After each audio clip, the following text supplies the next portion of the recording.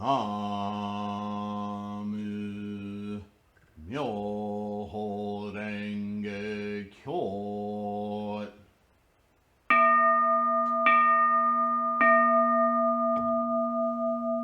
나무 묘호랭개교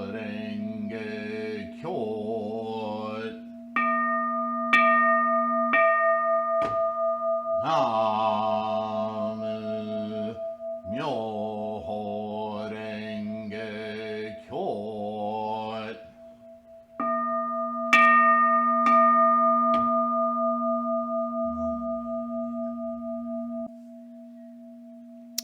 All right then. Namo Myoho Renge Kyo. Welcome. Thank you for being here. I hope this finds you well and safe. I have been accused at times of saying controversial things. I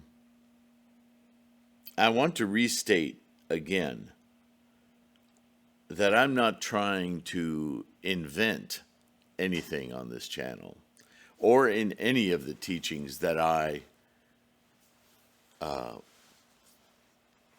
provide documentation of, interpretation of. I'm emulating my mentor. I am doing, as best I understand it, the same work as Nichiren. And that is to discuss, to obviate, to clarify in terms of my generation and the generations around mine, the current era, exactly the words of Shakyamuni. I don't want to color the words. I don't want to color outside the boundaries of the words.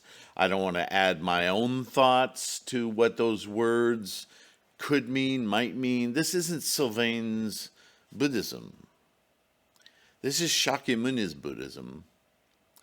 And the tremendous scholarship over thousands of years of those teachers who have done exactly that.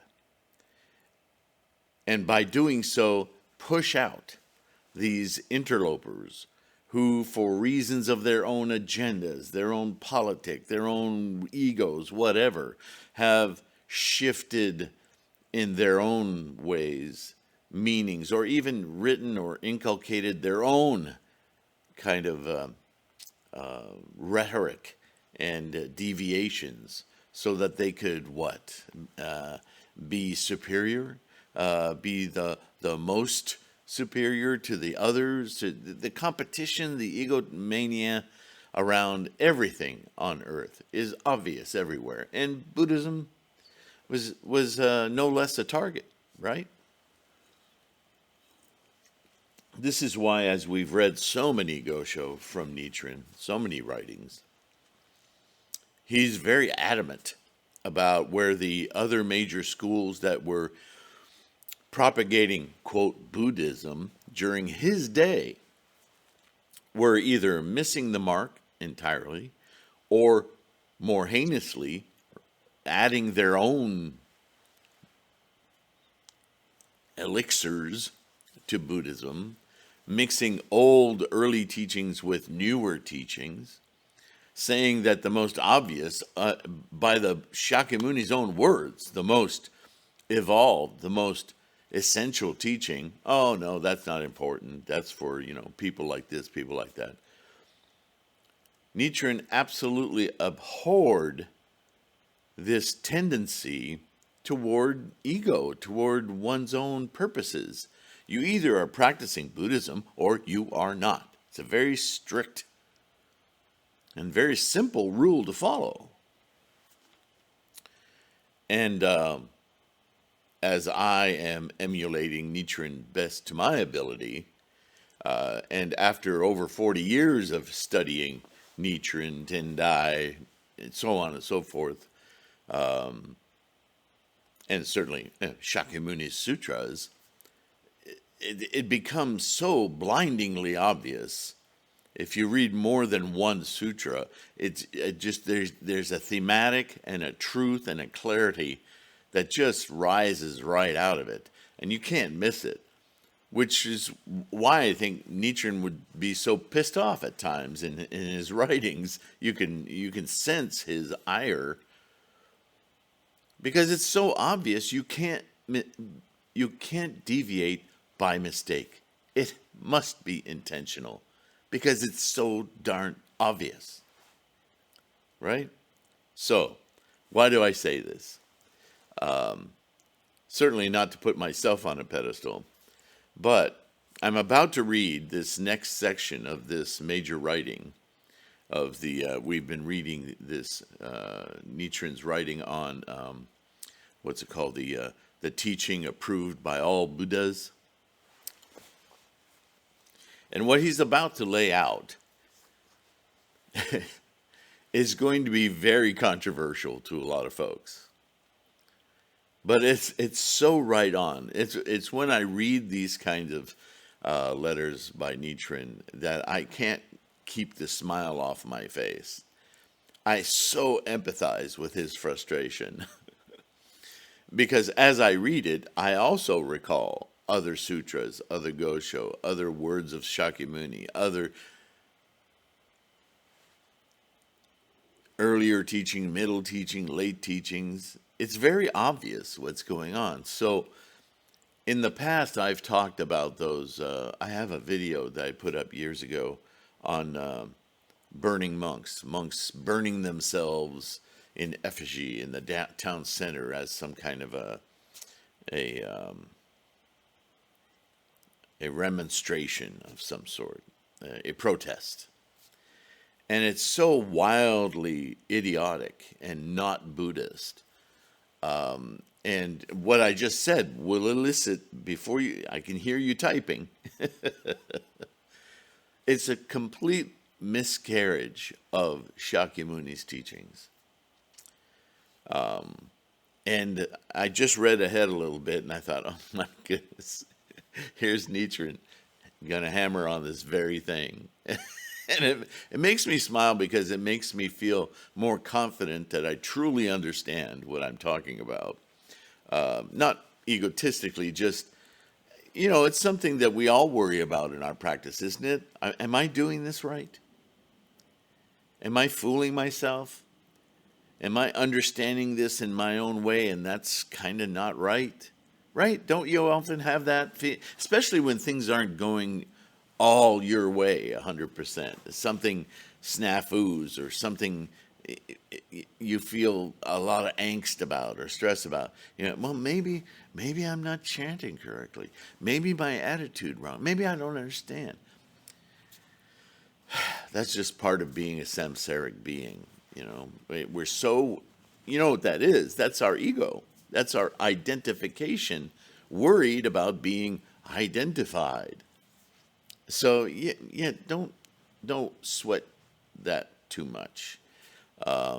Just know, if you're chanting Namu Myoho Renge Kyo, you're taking care of your Butsudan, you're respectful. Your aim is to open your Buddha, the Buddha, which is something else we'll talk about, because some people get the impression that we all have our own Buddha. Buddha's Buddha. Buddha is a clarity of understanding of all phenomena. So you don't have a different phenomena than I have. Our path to understanding that phenomena, yes, that's personal only because of the particular karmic potential you and I are manifesting, right? But when we get to that ultimate mind of Buddha, it's just Buddha. It's all the same mind. That's why when we chant in groups and so forth, there's a term we call Itai Doshin, many in body, but one in mind, Buddha, right? So let me dispel that right now. Anyway, so let's get into this. And yeah, you know me, I'll probably comment. But I just want to make sure that you understand what Nichiren's saying here. He's going to be talking about these different stages of Buddhism. He's already introduced that idea because he's talking about the teaching that is approved by all Buddhas. And so he's going through the history, right? The 5 periods, the 4 teachings, right? He's breaking it down. And he's building his argument, as he always does. Okay, there's this, there's this, there's this, there's this. Now that's how this works. This is how this works, and this is how this works. And therefore, if you see how all of these things work, then obviously this, right? And he's very expert at that kind of argumentation. Not argument as in throwing words. The true meaning of the word argumentation is to display the facts, to obviate a truth. He's making an argument. And it's a damn good one. So let's see it. In the practice of the Tripitaka teachings, remember we talked about that, early teachings of Buddhism, one expects to pass 3 Asankaya kalpas and 100 major kalpas and at length become a Buddha. That practice many, many lifetimes before being able to transgress the stage of life and birth and death and finally attain Buddha, right? But hold on to that, because we're going to find out why that's not correct. Let me keep going. Words is hard.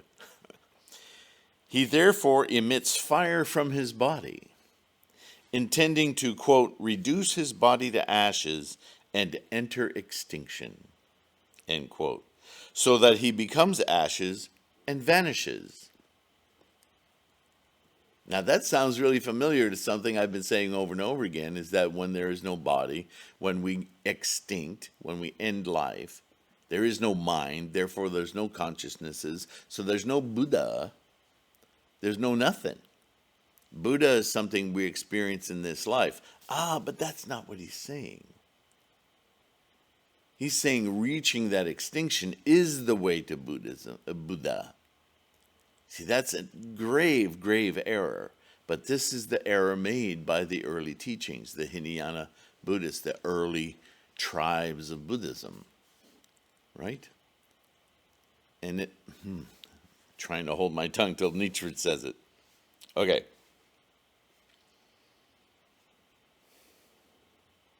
In the practice of the shared teaching, a little bit more evolved, a little later, because one expects to become a Buddha after fulfilling 7 Asamkaya kalpas and 100 major kalpas, he will, as in the previous case, reduce his body to ashes and enter extinction so that he vanishes with no trace remaining, therefore ensuring that he's not reborn. Well, yeah, death kind of does that, by the way. But there's this transformational thing, these early stories that Shakyamuni taught about basically burning down the ego, and that by escaping from the cycle of birth and death, one could then be free to enter Buddha. What's missing as a key component of that understanding is that it's not birth from the womb to death in the tomb. The extinguishing of that cycle is in every moment. But see, that's not made clear in the early teachings. Quite frankly, it'd be far beyond their capacity to grasp. She's just prepping them with that idea. But they're throwing their whole life into it, right? And maybe for that time period, it was enough for them to do that sincerely. But for our time period, it ain't gonna work. So let's continue. Hear what Nichiren says. In the practice of the distinct teaching, third phase, after exhausting 22 major asamkaya and 100,000, 10,000 kalpas, one may think that he has at last become a Buddha. Why is it taking longer and longer to attain Buddha with more and more evolved teachings?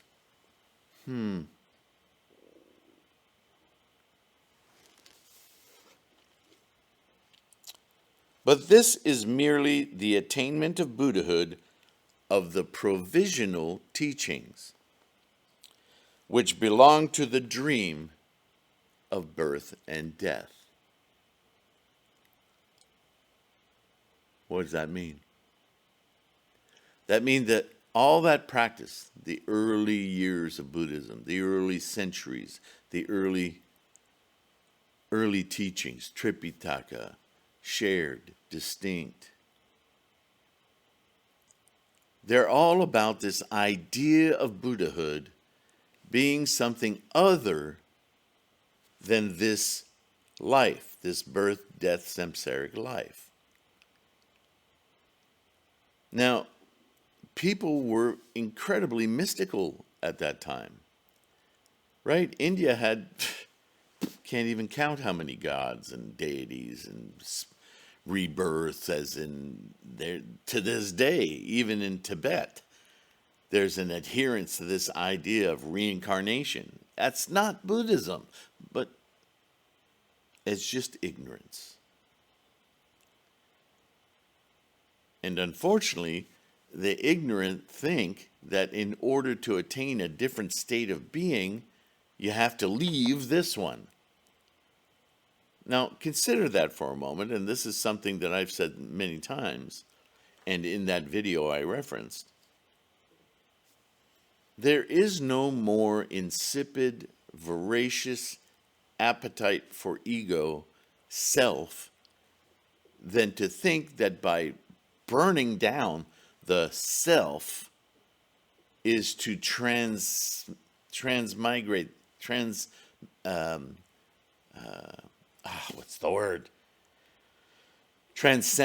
this body. Oh, you'll transcend it all right, to nothing. But the idea that you're going to transcend this body to some greater place, whether it's heaven or Buddha or enlightenment or some other planet where God lives, or what, that's all mysticism based deeply on attachment to the body. If you become unattached to your body while conscious, then why burn the body? There's no merit to that. The merit is all in having released yourself from the attachment of the body, the self, the identified thing. But they didn't get that. Through decades of teaching, they weren't ready to accept how this Buddha consciousness works. It's in this life. It is this life. It's a change of mind, not state, not physical change, mental change. Not until deep within Mahayana do we get there, and more specifically, the 16th chapter of the Lotus Sutra. Isn't this what Nichiren keeps hammering on? So he's building that argument bit by bit here. Let's go on. When seen in the light of the Lotus Sutra, which teaches the waking reality of original enlightenment, the waking reality of original enlightenment, the Buddhahood that's always there in life, not in death, not the opposite of life, the entirety of the life process. What we experience in Buddha is that key life process. But we can only experience that Buddha in this physical form, because only in this physical form do we emerge in mind, in mental perceptive capacity, right? The sun and moon don't have perceptive ability. They have tremendous physical properties, but they're not conscious of them. You and I are. Now, Buddhism goes on to speak about insentient bodies, but these are inherent properties. To experience them, to have Buddha wisdom in order to know what we are experiencing in truth rather than fiction, rather than our dream layer of thingifying, that is only achievable in mind. That's why we practice. That's what we're doing. And every time we do it, we touch directly our Buddha, the Buddha. That doesn't require death or annihilation or any of that. That's the dream world. Follow? So here we go. Waking reality of original enlightenment. There is no real Buddhahood in the distinct teaching. It is a fruit obtained in a dream. It's a happy goal. It's a carrot. It's not actual enlightenment. If it were, there would be no need to do what is prescribed as extinction. It's not necessary. Therefore, it is said that in the path of doctrine set forth in the distinct teaching, there is no real Buddha. In the path of attainment of the distinct teaching, not until the first bhumi does one rid himself of a portion of delusion and manifest to some extent the principle of the middle way. You can start to perceive what Buddha might be like as separate from this physical world. But you haven't left your attachment, not completely. When one first perceives this principle, he understands that in the distinct teaching, the three truths are separated and not unified. So he shifts and enters the perfect teaching. Once having become a person of the perfect teaching, right? The perfection of wisdom, he does not remain in the distinct teaching. And the perfect teaching is the Lotus Sutra. So a little bit of a slip on my part. Because the capacities of bodhisattvas, and that's a person coursing, knowing the Buddha mind, the Buddha way, that's unique to the perfect teaching, not in the others. They talk about bodhisattvas, but not. See, we have to be careful with words here, because you can read Hinayana text about an arhat being the fully enlightened one.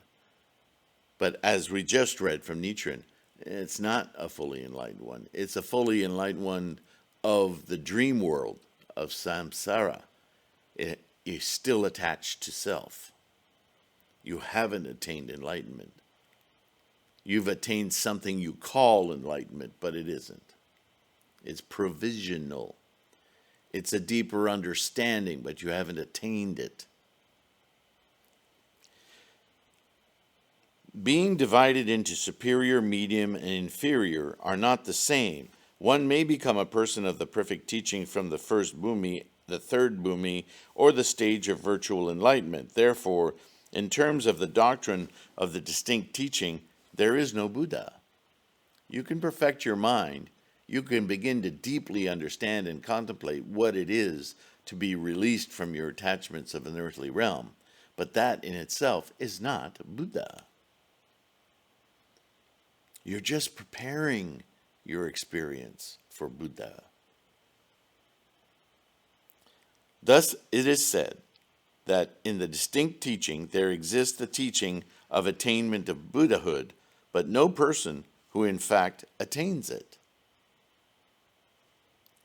Accordingly, Saicho, Dengyo, Shugo Kokai Sho, Essay on the Protection of the Nation, states, quote, the Buddha's body of recompense, the reward body, being conditioned, is a provisional fruit obtained in a dream.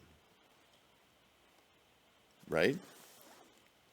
The reward body is, by its very definition, a samsaric body rewarded of the understanding of the potential of enlightenment without actually experiencing it. Looking forward to. You can dissect the skill and the equipment and the patterns and the muscle training of being a great figure skater on ice. But until you skate on ice, you really have no idea.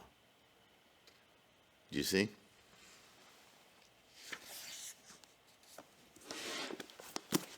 This refers to Buddhahood attained through the practice of the first three teachings. The uncreated triple-bodied Buddha is the true Buddha prior to awakening. This refers to Buddhahood attained through the observation of the mind in the perfect teaching, right? Perfection of wisdom. It also states, quote, the three bodies of the Buddha of the provisional teachings are still subject to impermanence. This refers to the Buddhahood attained through the practice of the first three teachings, the Tripitaka. The three bodies of the Buddha of the true teaching possesses both essence and function. This refers to the Buddhahood attained through the observation of the mind in the perfect teaching. One should understand this commentary thoroughly. In the case of the provisional teachings, though one may exert himself in difficult and painful practices and think that he has at last contrived to become a Buddha, this is but a transient Buddhahood obtained in a dream. It's a temporary mental state that evaporates very, very quickly. And it's not a true experience. Once you truly experience the ephemeral, or not ephemeral, the actual reality of everything as a transitory phase of potential. You, your car, your house, the earth, the universe, all in the same process. How can you possibly go back? How can you not know? What's the term these days? How can you unsee that? And so this is the point. Even if you have practiced your whole life in the perfection of wisdom, and you've had glimpses of what it might be like to live in a world with that kind of perceptive skill existing in it, you haven't yet done so. You're only peering. You're only a spectator. When contrasted with the waking reality of original enlightenment, it is in fact not Buddhahood at all. No matter how many hours you sit in the bleachers watching figure skaters perform all manner of great skill, you are not yourself experiencing that very thing. Because there is no Buddha who has obtained the ultimate fruit through these provisional teachings, we speak of the teaching existing, but not the person. And can their Dharma teaching itself be real? One who gives precedence to these provisional teachings and practices them goes astray with respect to the meaning of the sacred teachings. Shakyamuni taught and left behind for us proof that one cannot become a Buddha through the first three teachings, thus enabling the beings of the last age to open their wisdom and understanding. That's you and I. Living beings of the 9 realms are in the midst of the sleep of ignorance at each thought moment. The 9 realms, don't confuse that with consciousnesses. The 9 realms are of the 10 realms. Hell, hunger, animality, anger, rapture, learning, realization, bodhisattva, all the way to bodhisattva, still living in the realm of temporality, right? Of birth and death. Living beings of the 9 realms are in the midst of a sleep of ignorance at each thought moment. Submerged in the dream of birth and death, birth, death, birth, death, birth, death, birth, death, they forget the waking reality of original enlightenment because attachment, because we're dragging everything along with us instead of just flowing right through with it, among it, around it. All one great flow of potentiality. Attached to rights and wrongs in a dream, they move from darkness into darkness. Therefore, the Tathagata entered our dream of birth and death, placing himself on the same level as the perverted beings. Siddhartha Gautama transforms into a fully enlightened being, Buddha, but he does so, first of all, as a human in the 9 realms, along with everyone else. And by means of the language used in dreams, enticed the dreaming beings, the provisional teachings, all the stories and everything. Here's some stories that you can relate to, stories that you use, but I'll reinterpret them different ways, leading people slowly away from their dream world toward a more clear thinking so they can accept the idea that they can awaken an existing Buddha state, something they just would not be able to even hear if he just said it directly. He tried, it didn't work. Leading them gradually, these Nichiren's words, by expounding matters concerning the distinction between the good and evil that occur in dreams. But since the good and evil occurring in dreams are manifold, immeasurable and limitless in their variety, right? Because we're constantly reinventing our own dream, reinventing our own eternity. Somebody points out something that we thought was true isn't true, we immediately replace it with a new understanding of that same thing. We're very clever at that, we humans. He first established the categories of superior, medium, and lesser good. Oh, there can be degrees of good or bad. These are the teachings of the 3 vehicles and the 9 divisions in the 3 levels of capacity. When he had thus concluded setting forth these categories, he further established the fundamental good of the highest level of the superior capacity, the good to be realized within the 9 divisions, that is, the 3 levels within each of the 3 capacities of superior, medium, and lesser or inferior. All these teachings concern the rights and wrongs of good and evil occurring within the dream of birth and death in the 9 realms. Now, from the standpoint of the Lotus Sutra, they are all to be regarded as wrong views and heterodox teachings. This represents the heart of the Sao Yao Qi. Let's see if there's any information as to the Sao Yao Qi. That's probably just another Taisho reference, but I'm going to look for it anyway.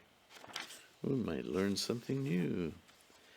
The work referred to is Chanjan's Mohochiquan Fuxing Sao Yao Qi, Manjin. However, no passages or passage dealing with the 9 divisions in the 3 levels of capacity appears in extant editions of this text. So what he's referring to there is the second patriarch after Tendai, Chi, and all of his establishing on Mount Tendai of this new teaching of the Lotus Sutra and the proper way, Mohochikwan being the calming and insight or contemplation document. Shanjan, after Tendai's death, took on the Tendai school, and he made commentary about it. And so what she's saying is there's no exact quote being used from that document, but basically Nichiren is referring to it from the standpoint of what it taught rather than the exact words, which Nichiren likes to do exact quotations, but he doesn't always. So this one's a little different. And where are we time-wise? I got a little more time. Is that okay? A little more time? Here we go. In addition, this is Nichiren now. Moreover, because the good mind of the highest level of the superior capacity is the principle of the waking reality of original enlightenment, it is called the basis of good. When the Tathagata explained and caused the beings to hear this, by means of the power of their enlightenment to the good and evil occurring in dreams, they were for the first time enabled to hear and know of the principle of the true aspect that is the waking reality of the original mind.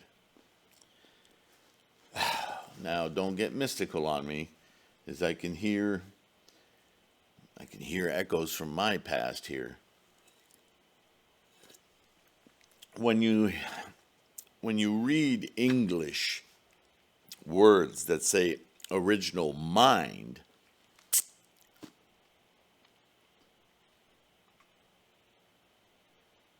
and this is magical thinking, so watch yourself. It's very easy to take those words and go, oh, there was consciousness at the Big Bang. There was a mind before there was a universe. And that would be a grave error. This is magical thinking. So again, translation is a problem here, I guarantee you. If you read enough, you'll see how that doesn't make sense, that leap. Original mind is what's being discussed by Nichiren, is the original state of the formation of everything. That's not a mind so much as it is can we invent a word that would be pre-fundamental? In other words, a priori to fundamental. Yeah? It's kind of like in physics. They're not quite there yet, but they keep talking about quantum fields and the Higgs field. Without that Higgs field, then there couldn't be positive or negative. There couldn't be electromagnetic energy couldn't exist because there wouldn't be charge. And charge, we talk about it as positive or negative. A method, a framework of attraction and dissipation. That's a very, very, very, very granular kind of thinking, right?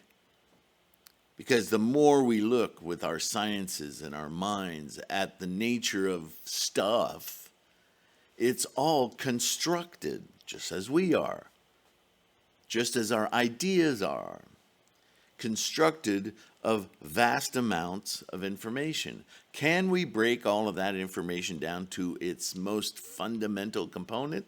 And what we find is that when we get to the fundamental component, it too is constructed. But of what? So what's pre-fundamental? Right? Primordial doesn't do it. We need to come up with a word there. In English, we don't have one.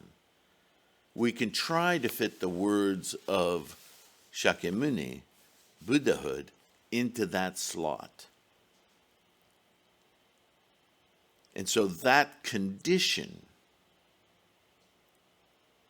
of the quiescent energy that is everything is formed from has never left. It continues to be there not only on its own, but within everything that's constructed of it. That totally makes sense. That's logic, right? That's what Buddhism says. But I think the slip up here is to use the word mind, because mind is an emergent property of this. So really, when it says original mind, there should be either a hyphen or a hard separation, because mind is our ability to perceive, and original is something that pervades without reference to time. It's just there. It's from this everything forms. And when it dissolves or need a word there too, goes into extinction, ceases to form, when it unforms, it doesn't just vanish, it reintegrates into that potential. No time space, no space time, no mass. Sounds like Spanish, no mas. No mass. It works, right? Does that make sense? If you're wrestling with that, I can do a whole video on that, sort of have in the past. But if you'd like to have me dig into that a little further, give me an example of the way it trips you up so I know how to approach talking about it for you. Okay? Comments.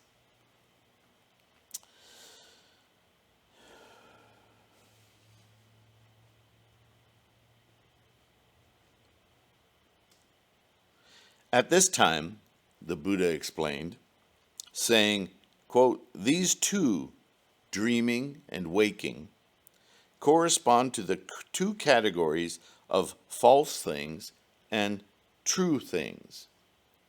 But the Dharma of the mind is only one."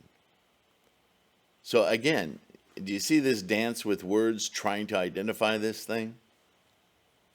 When it encounters the condition of sleep, dreams occur. When sleep departs, that is the waking mind. So Buddha is a potential that has existed prior to formations, through the formations, and will always be there. Time, how's it? We read it all the time. Time without beginning or end. Because it's not time, it's a point, it's a location.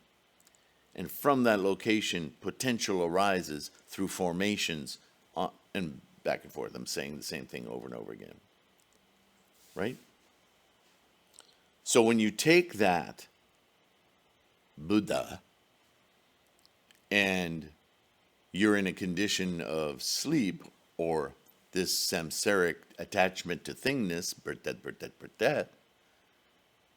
you're in the dreaming state, a non-real reality, not based on fundamental truth. But when you awaken, Myoho Renge-kyo, you're Buddha, and see everything as it truly is, oh, that's awake. That's the waking state, awakening, enlightenment. Follow?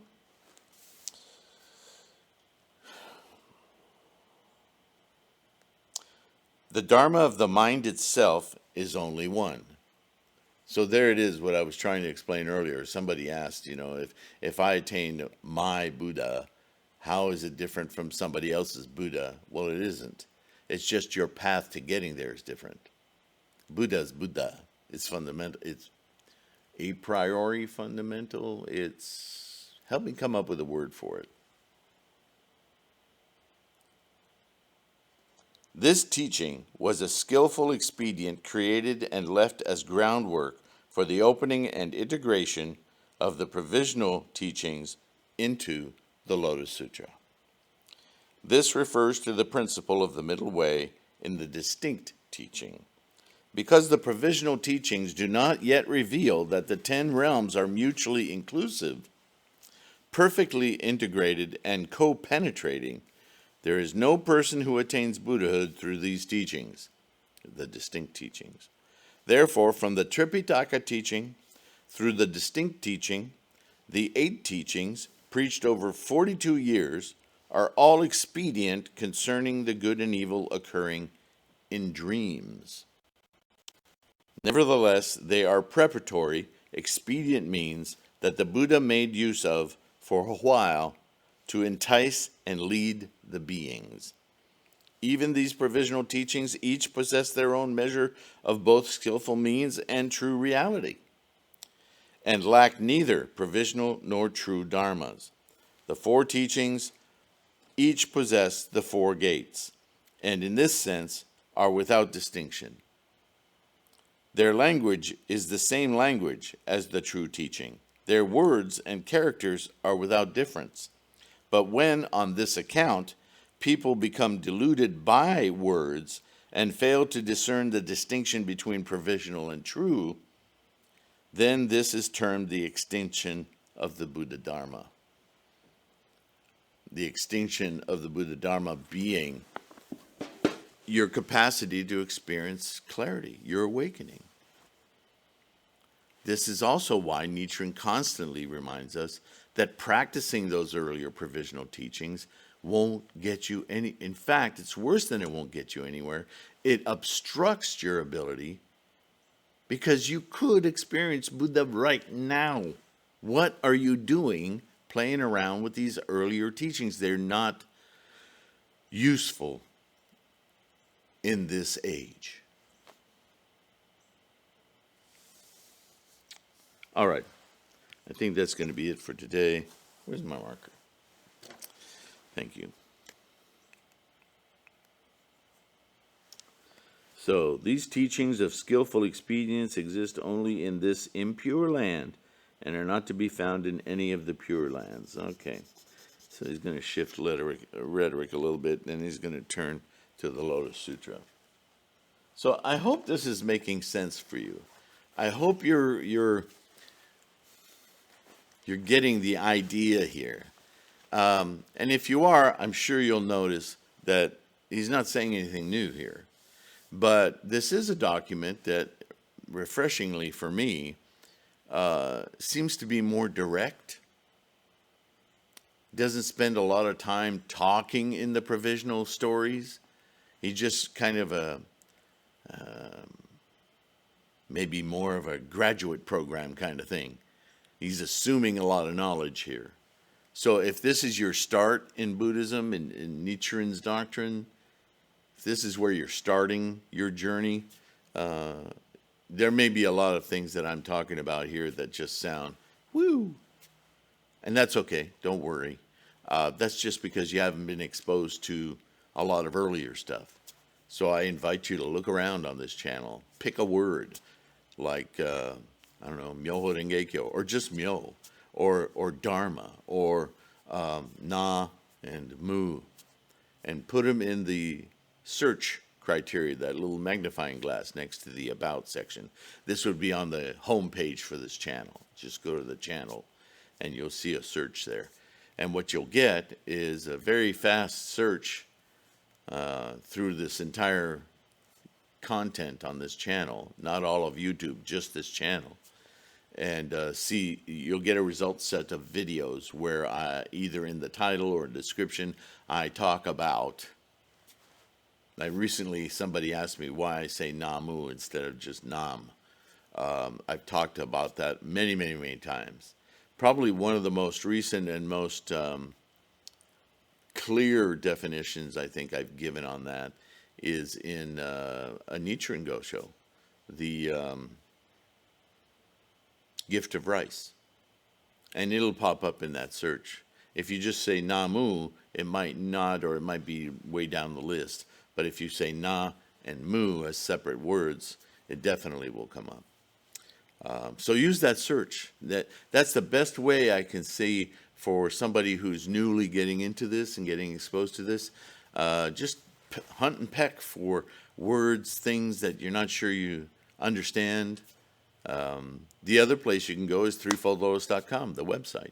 If you go to threefoldlotus.com, you scroll the page down a little bit, it'll say Core Study Materials. And that'll send you to a page that has a bunch of green buttons.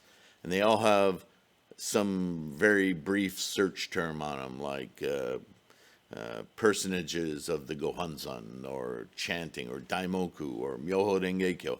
They're all those early questions trying to get those concepts right. And they'll give you, they'll pop up another screen with a PDF. You can read it, you can download it and print it and read it. It's all free. And that might be a good place to start. If you're a reader, certainly. If you're looking for videos, of course, right here. The same videos are accessible on Patreon. There's no fee for being a member. I have a Patreon identity at patreon.com/TLK, simply as a portal to make it easier for you, if you're able, to donate and support this channel. Or you can just use the link. What is it? PayPal.me/Sifu Sylvain. And you can just pick an amount and offer it up. You can also buy books. We have a book site on lulu.com/spotlight//Kwoon, KWOON. And I even have a site on Cafe Press where you can order your own digital copy of an actual Nichiren inscribed mandala. So you don't have to worry about other monks or people or whatever putting their names on there and dates and crap that has nothing to do with the Lotus Sutra, Namo Myoho Rengekyo, and Nichiren's mandala. Right? So real clear, that's my whole goal all the time. Clear, stay true to the words of Shakyamuni. Nichiren is our modern day mentor and teacher, and that's what we do here. Thank you for being here. Thank you for listening. All of these videos are available as audio podcasts. Plenty of links in the video you can find wherever you get your podcasts. And yeah, keep your practice strong. Stay healthy. Be kind to yourself. This life can get pretty complicated. Don't let it weigh you down. Namo Myoho Rengekyo. And I'll see you in the next one. Bye for now.